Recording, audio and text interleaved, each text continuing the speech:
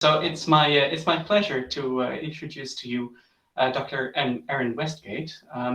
So Erin Westgate is an assistant professor in psychology at the University of Florida. She studies boredom, interest, and why some thoughts are more engaging than others. She received her PhD from the University of Virginia in 2018 and her undergraduate from Reed College. Most of her research looks at conditions under which people enjoy or do not enjoy their own thoughts. She has extended that work to larger questions of why people become bored and developed a new model of boredom that I'm sure many of you are familiar with. And that explains what boredom is, why we experience it, and what we do with boredom. Um, as part of all this, she investigates our desire for a life full of interesting, perspective-changing, or a psychologically rich life. Thank you, Erin, for joining us, and I'll give you the floor. Thank you so much for having me. It's been a delight. I was up at 4 a.m. for the first few presentations, and ooh, it's been a day. I'm gonna go ahead and get my slides up for us. That would be a very interesting presentation. I'll just show you my slides, and you can guess what I would be saying. It's a challenge for y'all boredom researchers out there. So it's a little bit funny because normally when I give this talk, I start by sort of being like, I know no one wants to be here for a talk on boredom, but for once, everyone actually wants to be here for a talk on boredom. So that's really delightful. I usually try to say that my goal by the end of this talk is to convince you, if you're not already convinced, that boredom is pretty interesting. And since y'all, I hope, are kind of already on the same page on that, my goal really today has been to share with you all why I find boredom interesting and hear from you the rest of today and tomorrow about what you find interesting about boredom as well. So boredom is something we all experience. Estimates suggest we feel bored around 3% of the time, and that really doesn't sound too bad until you realize that that adds up to almost 30 minutes every single day. It's something that happens to everyone, all ages, all backgrounds. It's this really common everyday feeling that's thought to drive a lot of really common everyday behaviors like doodling and daydreaming. It's particularly common at work, where aside from obvious problems with morale and well-being, it can also lead to issues with work absenteeism and productivity. And it's a big problem in schools. Students get bored from elementary school, middle school, on up to college, and bored students don't do very well. They miss class, and when they're in class, they don't learn what they're there to be learning. So boredom has this darker side. There's this lay intuition and a growing body of evidence to support it, that boredom lies behind a lot of really socially destructive behaviors, things like self-harm, sadism, and substance use, including alcohol and opioid addiction. So given all this and the growing public interest in boredom, which has just boomed over the past couple years, especially with the pandemic, it's fairly surprising that outside of IO and EdPsych, psychology as a discipline hasn't really paid much attention to it, outside for a few folks here in this room today, actually. But we have this sense that boredom sometimes causes good things to happen, like creativity, but that it also causes bad things to happen, like addiction and self-harm. But we don't have a good sense of when it's good or when it's bad, in part because we haven't historically had a really solid sense of what boredom is. And that's really going to be the focus of this talk today, is just drilling down into what boredom is and why we experience it. Because until we do, we can't help to understand what should happen next. So I'm going to preview it just by introducing a few ideas that are already out there about where boredom comes from, and then offer a new way of looking at boredom that accounts for that past research and goes beyond it to make a number of predictions, both about what causes boredom and a little bit about what should happen once you are bored. And along the way, I'm going to show you some data to support those predictions. And I'll wrap up by telling you a little bit about where we're going now with this work. So in talking about where boredom comes from, I always try to think of like a boring experience that literally everyone here would have had in common. And what I always end up sort of defaulting to is the experience of sitting through a boring talk. And I'm sure, I won't ask, but I'm sure I'm not the only one who's been to a boring talk. We all know the feeling, you start having trouble paying attention, your mind starts to wander, you might doodle or fidget, or, if you're being really bad, you'll pick up your cell phone and start, sort of texting on the side.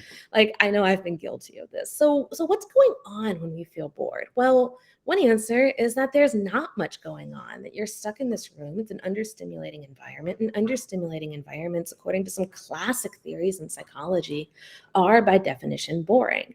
But I find that not a very satisfying answer psychologically speaking, because it doesn't explain why.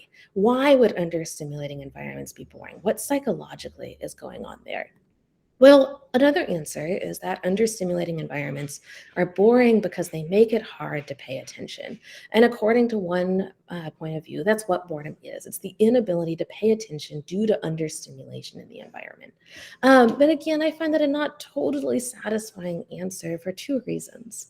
One, sometimes you're watching this talk and it's boring, not because it's understimulating and there's not enough going on, but because there's too much going on. There's too much information, too many numbers, too many brain scans, or whatever it is. It's too hard for you to pay attention. And second, and more important, sometimes you're able to pay attention to a talk just fine. You just don't care. You don't get why it matters. Maybe it's a talk in a different field like chemistry, or maybe there's something more pressing on your mind, like waiting for an important phone call. But whatever it is, the talk lacks meaning to you. And so according to this sort of third perspective, boredom is really all about meaning. So yes, talks may be understimulating, and yes, it may be hard to pay attention to, but if they're boring, it's only to the extent that that's because that's causing them to have a lack of meaning. So we feel bored when we're in understimulating environments. We feel bored when we can't pay attention. We feel bored when things lack meaning. And there's great evidence to support all of these. We know a lot about all of these different situational features that can lead to boredom. And we have some idea for what happens once we are bored. But boredom itself is still this black box. And what I really want to do is unpack that box. And I want to do that by first introducing this model I've developed that some of you are familiar with, the meaning and attentional components, or MAC model of boredom and cognitive engagement, that really brings these ideas together to explain what boredom is, and in doing so unifies a lot of this past work, and then use that model to start to understand what should happen when we do get bored. So just first off, the meaning and attentional components, or MAC model, draws really heavily from this idea that emotions convey information, and boredom is an emotional signal that what we're doing isn't working for us right now. Just like anger tells us that someone's violated an important boundary, boredom tells us whether we're engaged in something that matters. And in defining this boredom in this way, I'm really taking a constructionist approach to emotion, which we're defining emotions by the stuff that goes into them, their ingredients, their causes, their inputs, rather than by their symptoms or their outward expressions. So boredom tells us whether we're meaningfully engaged in what we're doing, and both parts of that definition, the meaning and the engagement, are important. Boredom tells us, one, whether we're able to pay attention, this attentional component, and second, whether we want to, or this meaning component. And I'm going to focus first just on this attentional component, because very simply, we expect people will be bored if they can't pay attention. And we think about attention here in terms of demands and resources. We want them to match. So you have understimulation if demands are too low, optimal stimulation if demands are just right, and overstimulation if demands are too high. And of course, there are two ways that demands and resources can match. Either they can both be high, as in the case when experiencing interest, or they can both be low, as in the case when experiencing enjoyment. And the reason, of course, that we're talking about attention is because, according to the MAC model and many other theories, people are going to feel bored when they can't pay attention, whether it's because something is too easy, like we see here on this top row, or too hard, like here on the bottom row. In contrast, they're going to feel less boredom when those demands and resources match there in the middle. But of course, it's not just enough to pay attention. You also have to want to be doing whatever it is that you're doing. And I'm going to shift now to that meaning component. Now, I want to be clear, this isn't, meaning with a capital M, meaning in life, but really just about whatever it is, does that feel meaningful in the moment to you? And so I'm defining meaning here as this feeling that arises when what you're doing matches up and furthers currently active valued goals. And by goals, I don't mean big long-term things like going to law school, but something more like current concerns, whatever's in mind at the time, whether that's something big like getting tenure or something small like getting coffee. And meaning can be high when what you're doing matches up with what you want to be doing, or it can be low when you would really rather be doing something else. So if you look at this table I just showed you, this was actually all only true when meaning was high. You wanted to be doing whatever you were doing. The only problem is that you were having trouble paying attention. But I want to argue that even if you can pay attention, you're still going to be bored if you don't want to be doing it. That's this column here on the right. And you'll see that we've labeled these boredom in these different cases as either attentional or meaningless boredom, depending on what's causing it, because we think these might be slightly different experiences. So by putting together attention and meaning in this way, the MAC model makes a number of predictions about what causes boredom. And I'm going to outline a few of those now before I show you some data. One is just that attention and meaning should independently both cause boredom. Second is that they result in slightly different types of boredom, that they are not only different causes, but that they feel a little bit different. Third is that not just understimulation, but overstimulation can cause boredom as well. And finally, that all of this is true, not just for stuff outside in the world that happens to us, but also for the content of our own thoughts and mental processes. So I'm going to start with this first really, really basic prediction that attention and meaning are both independent mechanisms in the context of boredom. I'm going to start by showing you some correlational evidence. So this is an internal meta-analysis of every study I had run up to about 2018 that contains identical measures of meaning, attention, and boredom. These include undergrad and MTurk samples, and some of them we asked people to think for pleasure or did air traffic control simulations. In one study, they just went about their everyday life. And some of these studies were done online, some were done in the lab, and one was actually a field study. So in all, we have a little over 1,000 participants here, over 14 studies. And very briefly, what we did in each of these studies was we put people in this potentially boring situation and then asked them afterwards simply to report how personally meaningful it was, how hard it was to concentrate, and how boring it was, all on 9-point scales from 1 not at all to 9 extremely. We then entered these into regression equations for each study with meaning and attention and their interaction predicting boredom. So just to recap, if boredom's all about attention, we should see a main effect of attention, but no effect of meaning once we've controlled for attention in that model. If boredom's all about meaning, we should see a main effect of meaning, no effect of attention once we've controlled for meaning in that model. But if the MAC model is correct, we should see main effects of both, even when we're simultaneously controlling for meaning and attention. So you might be wondering, I want to start first by saying that meaning and attention aren't terribly highly correlated in this sample. So there's not really concerns here about multicollinearity. So let's look first at the effect of meaning predicting boredom controlling for attention. So I'm going to walk you through this. We have boredom here on the y-axis from 1 is not at all boring at the bottom to 9 equals extremely boring on the top. And then on the x-axis here, we have not at all meaningful on the left, somewhat meaningful in the middle, and extremely meaningful on the right. And you can see here that as we move from not at all meaningful on the left to extremely meaningful on the right, that people report feeling less bored. So we do see a main effect of meaning predicting boredom, and this is controlling for attention. Which suggests that it can't be all about attention since meaning still predicts how bored you are even after we've accounted for that. That doesn't, however, mean that attention doesn't matter. All of this is true only for people experiencing no attentional difficulty. They're paying attention just fine. So same plot, again, boredom on the y-axis here, higher numbers equals more boredom. And this time, this blue line indicates people who are having no trouble paying attention at all. And what we see is as attentional difficulty increases, boredom increases as well. And when we look at folks experiencing extreme attentional difficulty, they report being much more bored than people reporting no attentional difficulty. So again, we're seeing a very significant main effect of attention on boredom, even after we've controlled for how meaningful the experience it was. The harder it was to pay attention, the more bored people felt. And here's what this looks like when you put it all together. There's a clear main effect of attention, a main effect of meaning, and really no interaction. As meaning increases from left to right, boredom decreases across all levels of attention, and as attention difficulty increases from the blue line at the bottom to the red line at the top, boredom increases too across all levels of meaning. That means this is an additive relationship, not a multiplicative one. People are most bored when what they're doing is not at all meaningful and extremely hard to pay attention, and they were least bored when it was extremely meaningful and they had no attentional difficulty. And there's really, like I said, no multiplicative interaction here at all. So to summarize, what we're seeing here is correlational evidence that attention and meaning are independent predictors of boredom, don't interact, and are not highly correlated. But if we really want to make a causal argument, we need to manipulate attention and meaning directly, and we did that in this next study. So in study 2, instead of putting people into boring situations and asking them to self-report, we manipulated attention and meaning directly. And to do this, we used a simulated air traffic control task. And so this is the instructions participants actually saw. They saw this screen, and they saw in the first part of the study, you're going to complete the circles task. You'll see 2 lines on a circular plot. Your job is to determine whether they'll eventually cross or collide. Below are examples of plots that cross on the right and plots that don't cross on the left. Notice that in the do not cross plots, the line will never collide, whereas in the cross plots, the lines will eventually collide with each other. And what we're really testing here are these top 4 cells in the model, looking at the whether high versus low meaning induces boredom, and whether understimulation versus optimal stimulation induces boredom as well.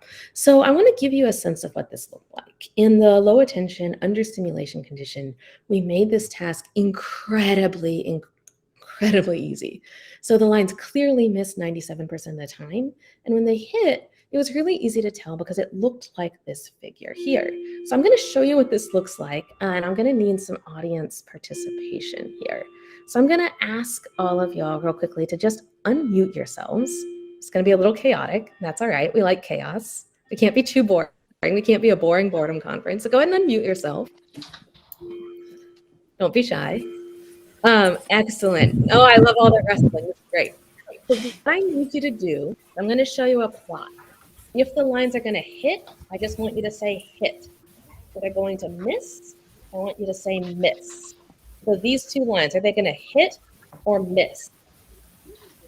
Miss. Miss. Miss. Good job. Y'all are great. I knew I could count on y'all. We're going to do a few more just so you can look at this hit or miss. Miss. Miss. Yep, good job. Hit or miss. Miss. Yep, hit or miss. Miss. Miss. I hear it. Hit or miss. Miss. Miss. Hit or miss. Hit. Hit, yes. Continued for another 593 trials. We are, after all, in boredom. So that's the low attention condition. It's really hard to pay attention because it's so understimulating. It's really low in demand.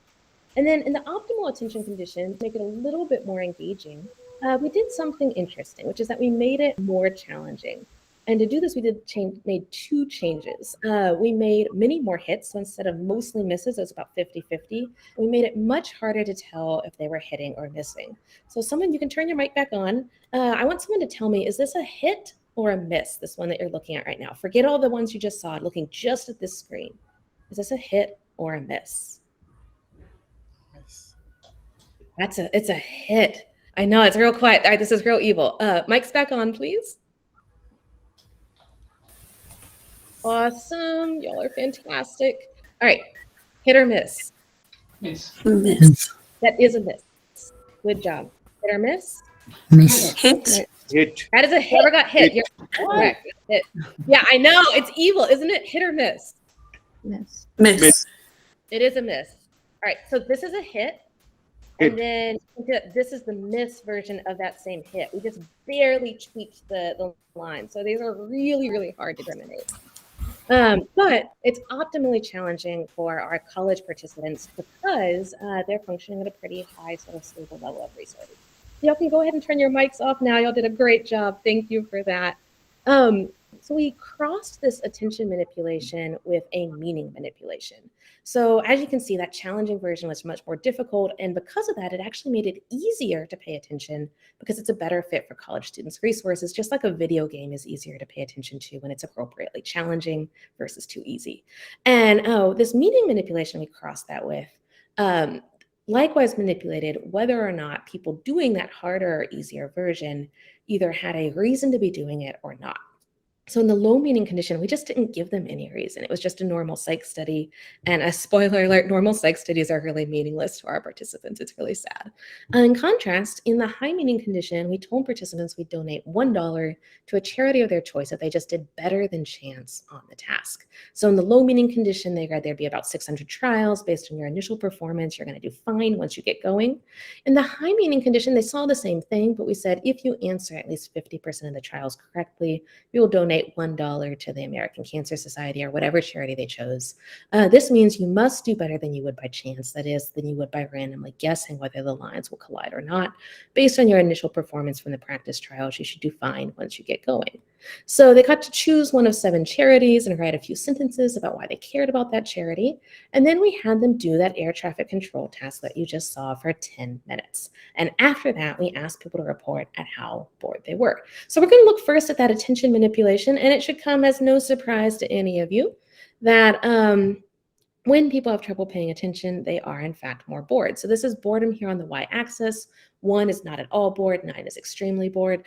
This was a really boring task. So first off, people in the low attention condition, that really easy version we did first, said on average it was about an 8 out of 9 on the boredom scale. But when we did make it more challenging by increasing the difficulty, that dropped, where it was significantly less boring when they had an easier time paying attention because of the increased challenge. So what about meaning? As you recall, we crossed that with that meaning, charity manipulation to increase meaning. So here's the participants again. This is just the participants in that low meaning condition. And you can see that when we make the study more meaningful by giving them that charity donation that they're working towards, we see that that decreases boredom as well. As predicted, participants in that high meaning condition in green are less bored than people in the low meaning condition in blue. And again, you'll see there's really no interaction here. These effects stack on each other, they're additive, but the effect of meaning doesn't seem to be dependent on attention or vice versa. So as we predicted, we're seeing that attention and meaning deficits can both causally produce boredom, and we wanted to also see whether they produce different kinds of boredom. So in addition to just asking them how bored they were, we also asked participants to fill out ratings on the multidimensional state boredom scale, looking at inattention, disengagement, agitation, sadness, and altered perceptions of time. And just to orient you here, each of these dependent variables is now actually on the x-axis.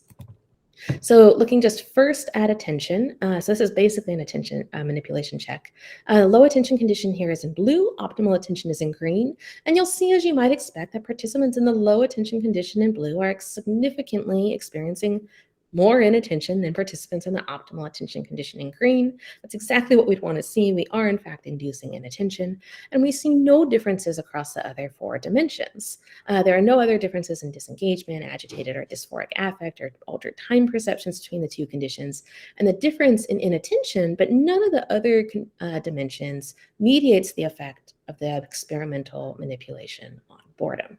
So as you can see, participants in the low attention condition are experiencing more inattention, which in turn is predicting more boredom. In contrast, here's the results for the meaning condition. Again, DV is here on the x-axis. I've switched the colors now to indicate the meaning condition. So low meaning is in blue, high meaning is in green. And the first thing you'll notice is there's not a significant difference in attention between the 2 meaning conditions. Again, great. We don't want to have any crossover, sort of spillover with that manipulation. But we do see significant differences on the other 4 dimensions, where low meaning led to greater disengagement, greater agitation, greater dysphoric affect, and more distorted perceptions of time than in the high meaning condition. And all 4 of these, but not attention, mediated the effect of the meaning manipulation on boredom. For instance, people in the meaning condition reported feeling more disengagement, and to the extent they felt more disengaged, they also said that they were more bored. And when you put this together, we really see these 2 different profiles of boredom, where we have attentional boredom that's characterized by difficulty concentrating, and meaningless boredom characterized by feelings of agitation and sadness, time slowing down, and the desire to be doing something else. And in short, I want to argue that these different causes are resulting in slightly different experiences of boredom. So we saw correlational and experimental evidence that attention and meaning independently produce boredom. They're not highly correlated. They don't interact. And we see that they seem to be doing so via separate mechanisms, which brings me to this third prediction, that up until now, I've really been talking about attention deficits caused by understimulation, but I want to make the case that boredom can also be caused by overstimulation. And I think this prediction that overstimulation can lead to boredom is one of our most counterintuitive, weirder predictions, partly because it raises the question, like, is that really boredom? Isn't it something more like, frustration. And I want to argue that it's not, that boredom and frustration are really about different things. Appraisal theories define frustration as being displeased about an unsatisfying outcome, particularly in the context of blocked goal pursuit. So imagine, for instance, a task should give rise to boredom to the extent that you feel like you don't have the cognitive resources to focus on it, but frustration to the extent that that inability to focus is blocking you from achieving a desired outcome. So while boredom is about the process, frustration is about the outcome of that process.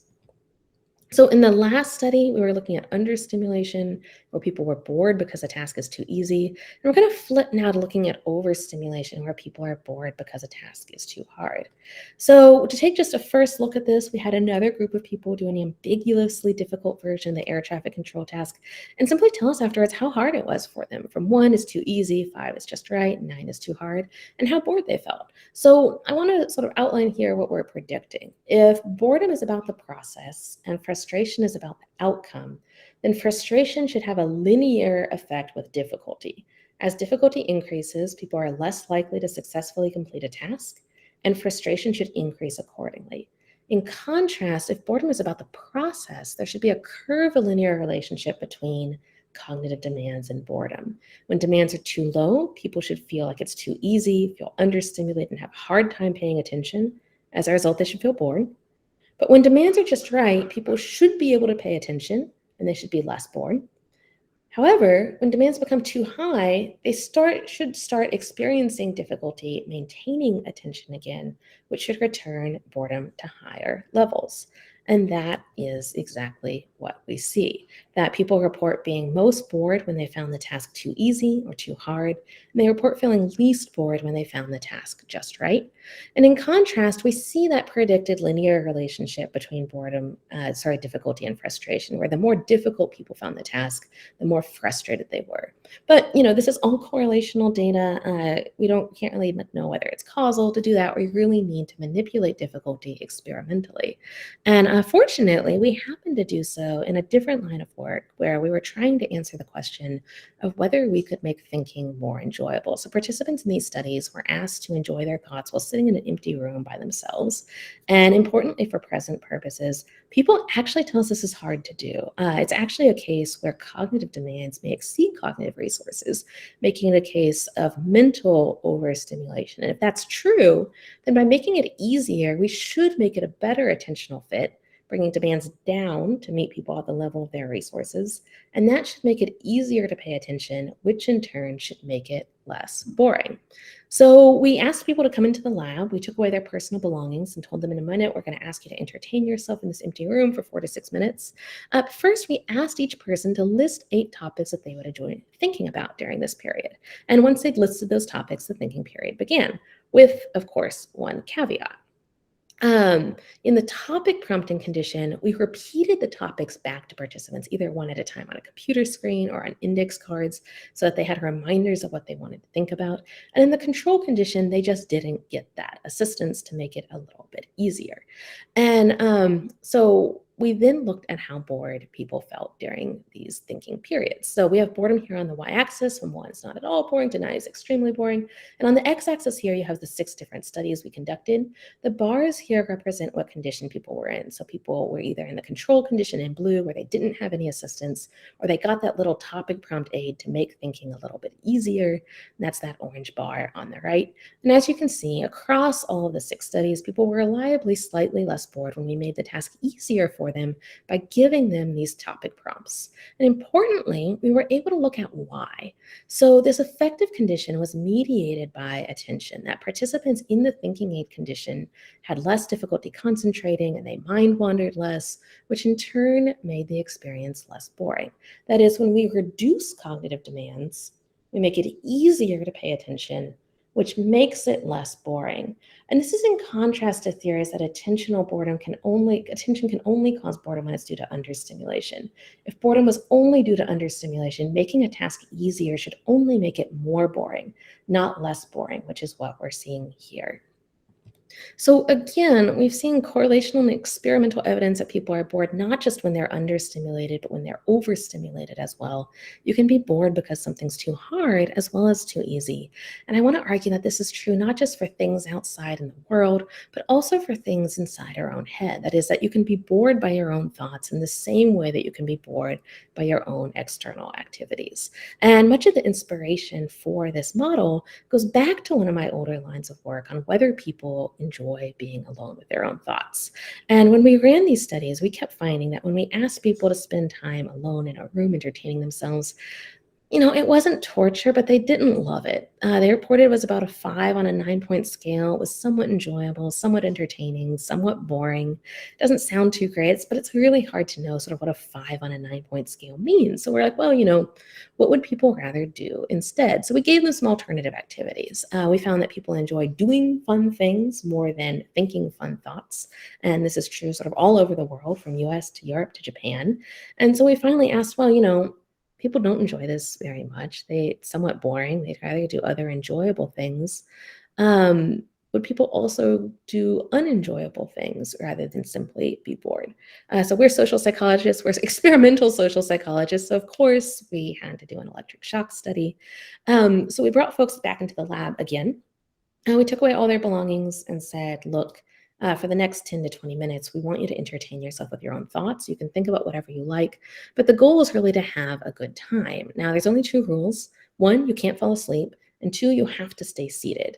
And oh, by the way, so earlier in the study, we'd had them test a bunch of various stimuli and rate them for how much they liked or didn't like them, and it would pay to experience them again or not experience them again. And one of those things was an electric shock. And on average, people told us they didn't like the shock. They'd pay money not to be shocked again in the study. So at this point, we tell them, like, actually, that electric shock, that electrode, it's still hooked up to your ankle. It's still active. If you want to, you don't have to. But if you want to, for some reason, during this thinking period, you can press the button and it will shock you. So go ahead and have a pleasant time thinking. So to be clear, all of these people had experienced the shock earlier in the study. They'd all said, of the folks that we analyzed, that it was unpleasant, painful, and then on average, they'd pay a couple bucks not to be shocked again. So nobody should really shock themselves. So I'm curious, if you just want to sort of drop this in the chat here, I'm curious whether you would shock yourself if you were in this study. I certainly would. We got to know. That's not, am I the only one? Okay, there we go. A couple people. Maybe not. An enthusiastic yes. I love it. Possibly. So what we found in the actual study, and we had so much debate about this before we ran the study. I was like, I would absolutely shock myself. Tim was like, are you kidding? No one's going to do that. So we really didn't know what was going to happen. And what we ended up finding was that in this particular study, 67% of men and 25% of women chose to shock themselves at least once rather than just sit and think. And, that's interesting and all, but what I really wanted to know is why. Like, sure, they were bored. But what is so bad about boredom that people would rather shock themselves than simply sit and endure it? And I thought, forget why thinking is boring. Why is anything boring? And the answer, I believe, is what I've been telling you today, that things, including thinking, are boring when we're not able or willing to do them. And that's particularly true when you're trying to intentionally think for pleasure, because thinking for pleasure is incredibly cognitively demanding. You have to be the actor, writer, director, and audience of your own mental performance. And that's just too taxing for most of us most of the time. It puts us in that overstimulation cell where it's too hard to pay attention, and we feel bored as a result. And we see that in the data I presented, both in the meta-analysis of study 1, which includes a number of thinking studies, as well as the experimental data for study 4 that I showed you just now. And actually, when you put together all the studies we've done on the topic of thinking, this is about 47 studies, over 10,000 participants, we see that exact same pattern, that people enjoy thinking most when they're motivated to do it and able to concentrate, and they enjoy it least when they're not motivated and they're not capable of paying attention. And when we manipulate it experimentally and tell people to think for pleasure in their everyday life, we see this trade-off emerge, where it is more meaningful, which makes it less boring and more enjoyable, but it's also more difficult. And that increased difficulty paying attention suppresses that boost of meaning almost entirely. So thinking, I want to argue, is like anything else. You've got to be able to pay attention to your thoughts, and you've got to be able to want to do so and find them meaningful, or you're going to be bored.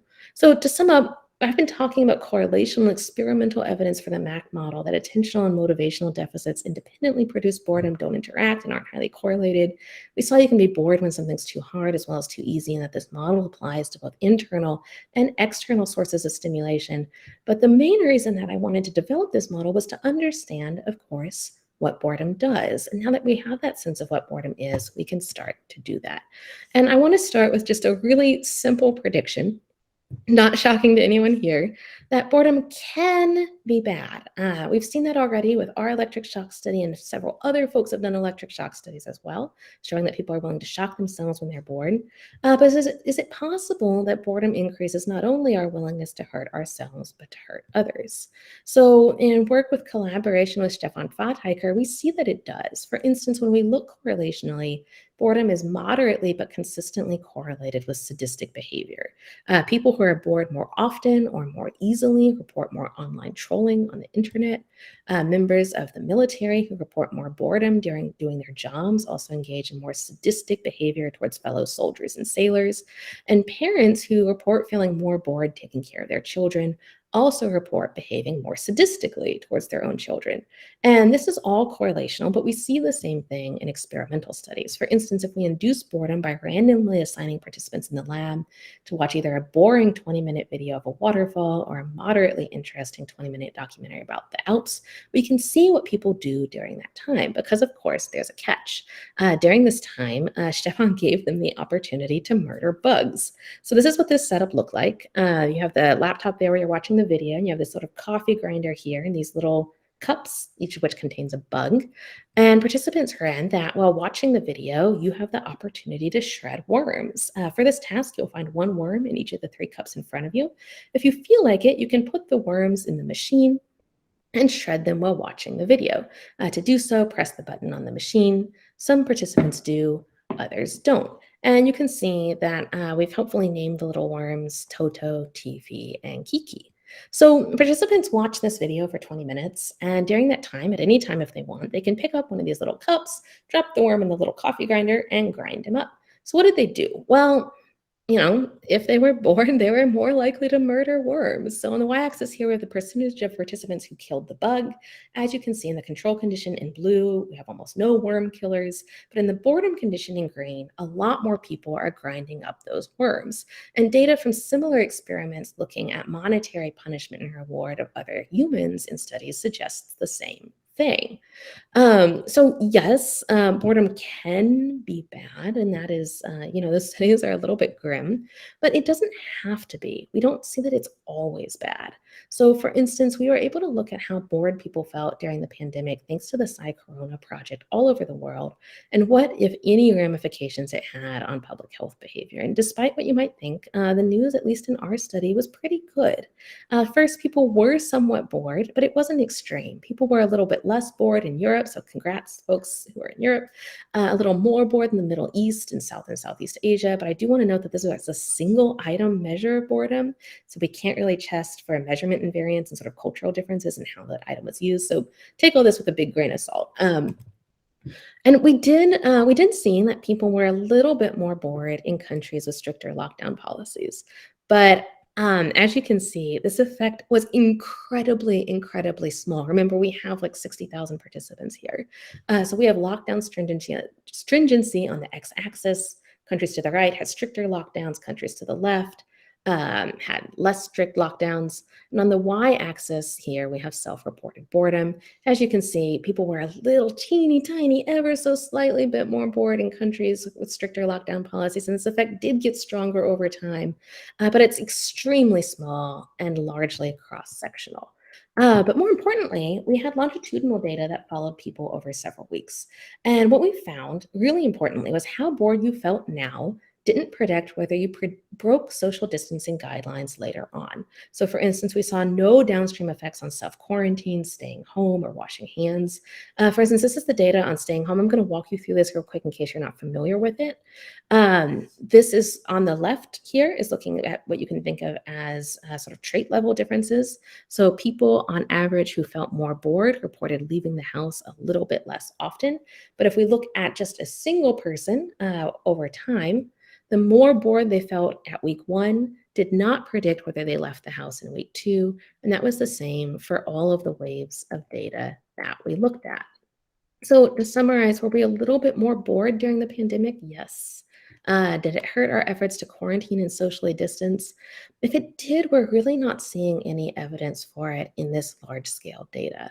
One reason for that may have simply been that, yes, boredom may sometimes cause us to do bad things, but when the stakes are high, it may act as a brake. So my student, Wijnand, conducted a daily diary study in March, April, and May of 2020 during the pandemic, largely recruited from listeners of the podcast 99% Invisible. So this was 438 community volunteers from all over the world, mostly English-speaking countries, and she followed them every day for 3 weeks. And what she found was that how bored you felt on one day did not predict your in-person social interaction the next day, but it did predict your virtual interaction, that the more bored you felt today, the more likely you were to reach out virtually to people the next day, controlling for baseline boredom and in-person and virtual interaction. So what we think might be happening here is that, yes, boredom can make us do something, but we don't do it blindly. That boredom can be bad, but it isn't always bad, and it doesn't have to be bad. And the reason we want to argue is that what people do depends on why they're bored to begin with. So I'm going to really briefly just close with this last study. There's good empirical evidence that sometimes boredom is bad, but not always. Sometimes it produces positive outcomes. Often it doesn't seem to do anything at all. And I want to argue that part of the reason for this is that what boredom does, and whether it's good or bad, depends on why we're bored to begin with. So we saw earlier that you can have these two sort of different types of boredom, that boredom due to attention deficits feels a little bit different than boredom due to meaning deficits. And now I want to argue they not only feel a little bit different, but that they do different things and might lead to different consequences.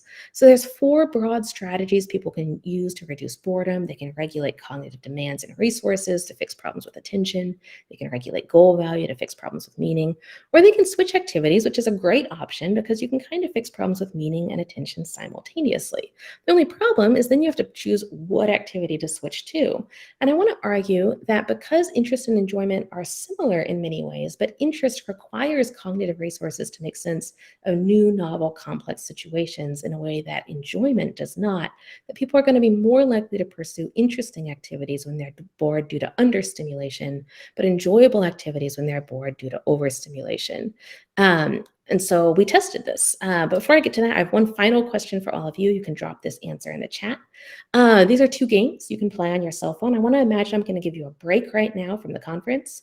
And I tell you, these are 2 games. They've been previously rated for how enjoyable and interesting they are. As you can see, game A is pretty enjoyable, but not very interesting. Game B is pretty interesting, but not very enjoyable. My question for all of you, no judgment, is just which game would you rather play right now? Game A, the enjoyable game, or game B, the interesting game? James is like, I'm not playing any games. A, enjoyable. We have a vote for enjoyable. Vote for interesting. A, B, B, B. Lots of folks choosing interesting today. We usually get a pretty good solid mix. So no shame if you want to play the enjoyable game. What we did is we induced boredom on a harder, easy version of this letter detection task, and then we gave people that exact same choice that you just made. So in the easy condition, we told participants working horizontally, row by row, beginning at the top, don't go back to a row once you finish it, just cross out every E that you see on the page. And in the hard condition, people read the same thing, but with a few extra rules. So working horizontally, row by row, beginning at the top, don't go back to a row once you finish it, cross out every E preceded by a vowel, A, E, I, O, or U, cross out every E that is followed by an exterior R, cross out every E that's exactly 5 letters away from a vowel in the same line, and cross out every E preceded or followed by a K, M, or a V. So what we're comparing here is really boredom due to understimulation, something that's too easy, versus boredom due to overstimulation that's too hard. This is what that little page of letters looked like. And people did this easy or hard version of the task. They then made that choice between the enjoyable or the interesting game. And just to remind you, we predicted that when people did that really easy one, crossing out all the E's, they'd be more likely to want to play the interesting game next. When they crossed out the really hard version, they did the really hard version with all the complicated rules, that they'd want to play the enjoyable game instead. So first, you might be wondering, people were equally bored in both of these conditions. You can be bored because something is too easy or too hard. And that's important because we want to know how different types of boredom affect behavior, and we don't want that confounded with intensity. But when we look at what people choose to do, first, there's an overall preference for the enjoyable game. But when we break it down by condition, we see exactly what we expected, that people are more likely to prefer the enjoyable game when they're bored due to overstimulation, when the task is too hard in green, and more likely to prefer the interesting game when they were bored due to understimulation, which is that task in blue. And we think that matters because how you react to boredom, choosing something interesting or enjoyable, has different downstream consequences. That choosing something interesting was also accompanied by mental growth necessary to make sense of those new, novel, complex situations. Enjoyable activities are great, we need them, but they just don't come with that sort of side benefit. But what that means is that when you encounter a similar situation in the future, if you engage in interesting activities in the past, you may sort of have this stockpile of new knowledge and schemas that helps you find those new scenarios interesting as opposed to boredom. So most of the work we've been doing and has just been looking at this first little block, when boredom makes us want to do something interesting for versus enjoyable. But I've been looking at testing the rest of this model, including whether this extends to chronic choices that produce what we might call a psychologically rich life, or a life characterized by a variety of interesting and perspective-changing experiences, which is a new concept of well-being that Shigo Ishii and I have recently introduced and begun to explore.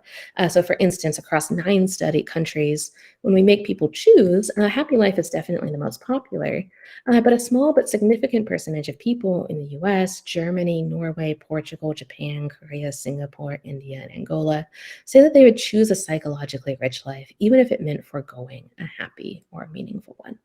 So to wrap up, today we looked at a new model of boredom as an emotional indicator of meaningful engagement. We saw that meaning and attention both produce boredom, aren't highly correlated, and don't interact. And we saw that the causes of that boredom have consequences, that why you're bored can shape what you want to do next.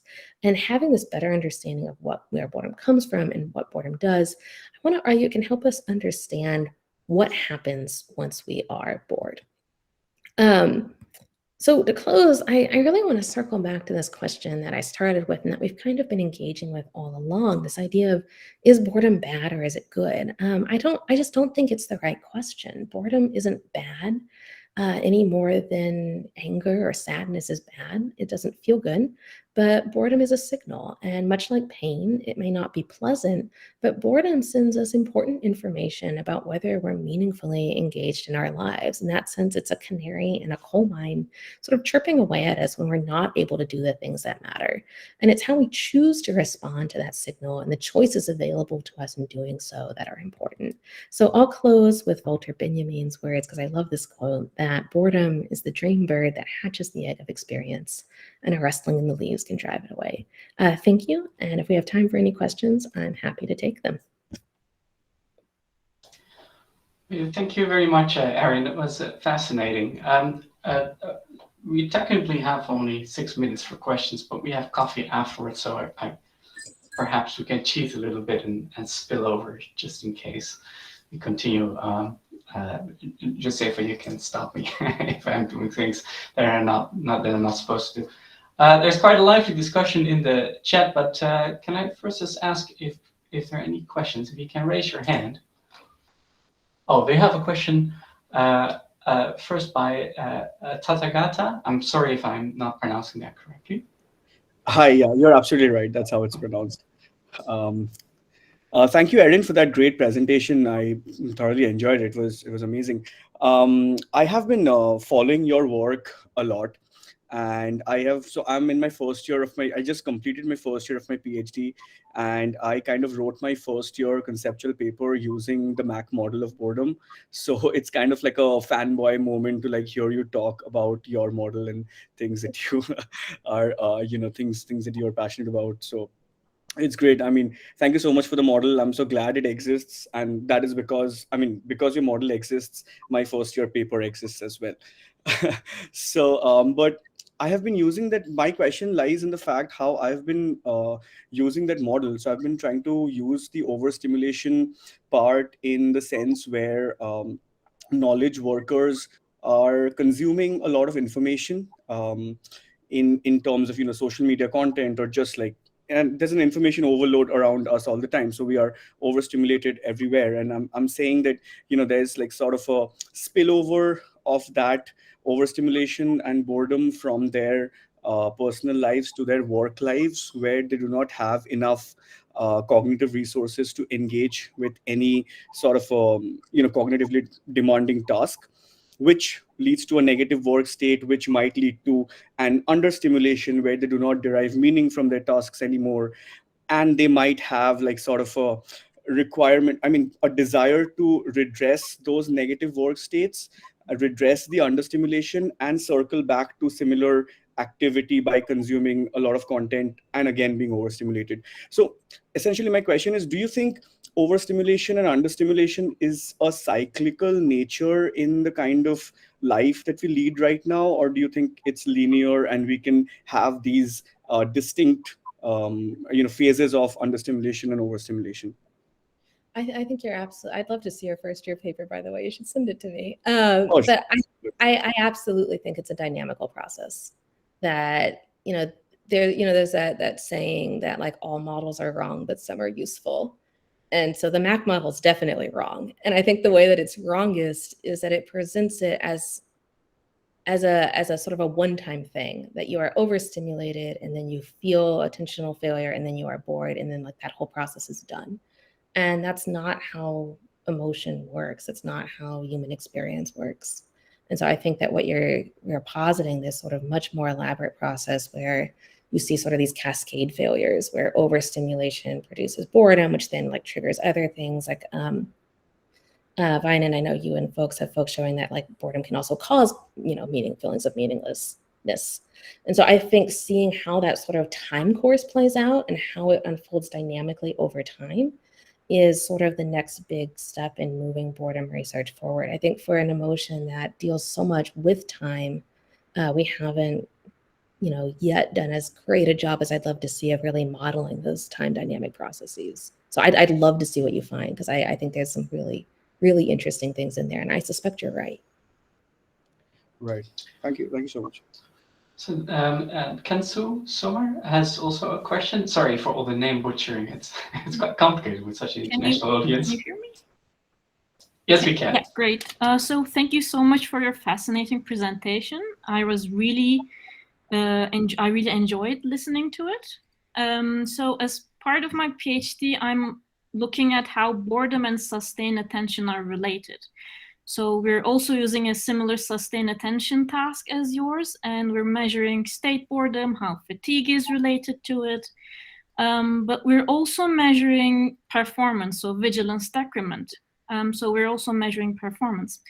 And I was wondering whether in your study 2 and 3, so the air traffic control tasks, whether you also measured performance and whether you remember if there was any difference or decrease in the performance as well, in addition to the boredom. Thank you. Yes, the answer is we should have, and I tried to, but there was a glitch in the code and it did not save the performance data. Yeah.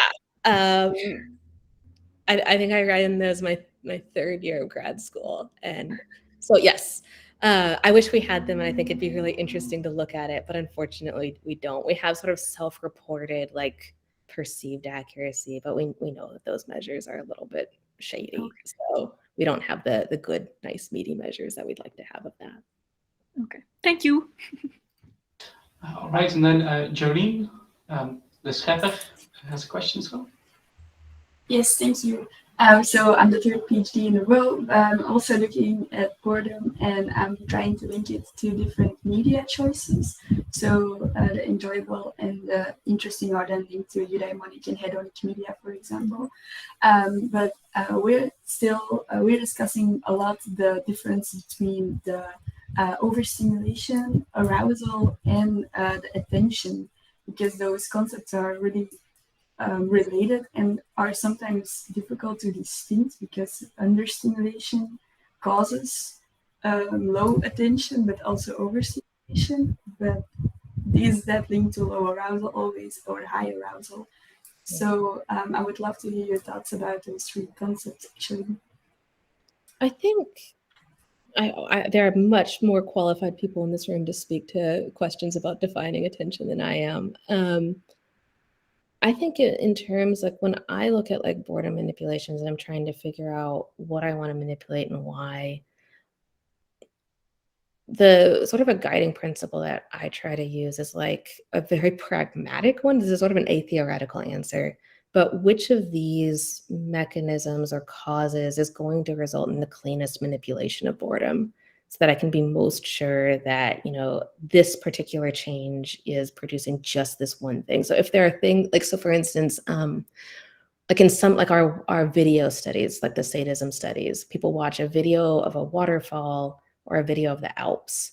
And while one is more understimulating than the other, it's a really messy manipulation because it's also manipulating arousal. It's also, you know, it's manipulating a lot of things. And so from a purely sort of experimental standpoint, this isn't a theoretical sort of position, but from a purely experimental standpoint, I tend to sort of gravitate towards manipulations that are most clean, where I can be like, okay, there are many, many things different about it, but I can say for sure that we changed this specific thing. And so, you know, we can be pretty confident that that specific thing and any associated changes are what's responsible. So for instance, in the air traffic control studies we did, we're very specifically manipulating difficulty, which is not the only way to manipulate over or under stimulation, right? There's many ways you could do that. The advantage for us in doing difficulty there was that it was very clear what we were manipulating, and we were able to also measure things like arousal and see corresponding changes in whether they changed as well. So to your sort of pragmatic question about how you manipulate that and look at it, picking something clean and cleaning it up easier is one approach. There's also what I sort of call the sledgehammer approach, is to just see if there, you know, go with the messy version. If there's no effect there, then like, what's the point in cleaning it up? You know, if you can't get it with like the biggest possible difference. And I think this is a case where sort of experiment and theory inform each other, that as you do the experiments, you'll get a better sense of the, you know, and you get that feedback. You'll be like, oh, this seems to matter, and that informs your theorizing, and that's sort of cyclical. When we were sort of developing the MAC model, I thought meaning and attention probably would interact. And what we just kept seeing in study after study after study, correlationally, experimentally, they just didn't. So it's not, and so that's really where that theoretical claim comes from. It comes from the data. It's a bottom-up claim, not a top-down one. So yeah, I think try some stuff, see what happens, and keep me posted. I'd love to hear what you find. Thank you. All right, so we are now in coffee break time, but we do have a couple of questions. But I suggested if you really need to run for a coffee, for the bathroom or something like that, then please do so. But I do want to give the others also an opportunity to just ask maybe a brief question. There's one that Josefa put in the chat before the raised hand, so let me start with that one. So Josefa says, Erin, when you talked about the strategies to avoid boredom, what if you cannot put into practice any of them? Yeah, I think I focused in this talk on sort of more of the one possible explanation for why you sometimes see positive and negative outcomes of boredom that's focused on the type of boredom you're experiencing. But I think another really, really big aspect of that is what I call sort of the situational affordances, that some environments and some situations literally afford more options and more ability to employ these strategies. Like Sandy earlier was talking about at work, you may not be able to do anything other than just like snack at your desk. You know, maybe you know that like, you know, going to watch like a Broadway musical would be great to solve your boredom, but that's not an option. And so I think what seems to happen, or what I sort of am playing around with in my work that I'm doing right now, is this idea that boredom motivates action. And what action it motivates is dependent on the options available to you in the environment. And so we sort of do what is available when we are bored. And then when we have multiple options, that's where things like why you're bored may start to come into question. But, you know, if you look at sort of the, you know, the large scale surveys that people have done about people being most bored when they're at work or at school, I suspect the answer is that when you can't engage any of those strategies to avoid boredom, you just experience a lot of boredom and become chronically bored, and that's a pretty unpleasant state to be in. But I think it's probably descriptively what's happening. Okay, thank you. Then, Emmanuel, you want to raise your question? All right, Erin, thank you very much for your submission. I wanted to find out if boredom is not all bad, then how do we use that to enhance engagement in the classroom? That's my first question. And the second is that how can we help students to find meaning in what they are learning, especially when they're learning things that they don't find meaningful? Thank you. So the second question I'll start with, because there actually is empirical data on that. Chris Holman at the University of Virginia has developed what he calls utility value interventions. And if you actually look at them, what they're actually doing is they're making the material personally meaningful to students. So what he has folks do is he has students basically, whatever class they're in, he has them sit down and think about things that they care about, and then think about ways that they can link that classroom material to their own personal interests. So say I'm really into cars and like mechanics, and I'm taking, a math class, getting students to make that connection that like, oh, like learning about math can help me, figure out, how to, I don't know anything about cars, how to do car stuff better. And what he finds is that when you do this, and he's done some beautiful randomized control trials, is that it makes students less bored. It also increases academic performance and engagement. And when you look at what he's doing, he's essentially making it meaningful to people. And I think that kind of approach, that he calls it a utility value intervention because it's increasing the perceived utility of what you're learning. But I think that's something scalable that all of us, as faculty or instructors or teachers can do and employ in our own teaching, as well as getting students to make that connection about why they personally care about this material, even if they kind of think that they don't. To your first question, oh my goodness, I don't remember what your first question was. Emmanuel, could you remind me again? Okay, so I was asking if boredom is not bad in itself, or it's not always bad, how can we use boredom in the classroom to enhance engagement? Yeah, so this is a purely theoretical answer because I don't have data on this. So if someone else has data, please feel free to reach out to Emmanuel or chime in. I've been sort of experimenting with this approach with students about using boredom as a way of evaluating competency.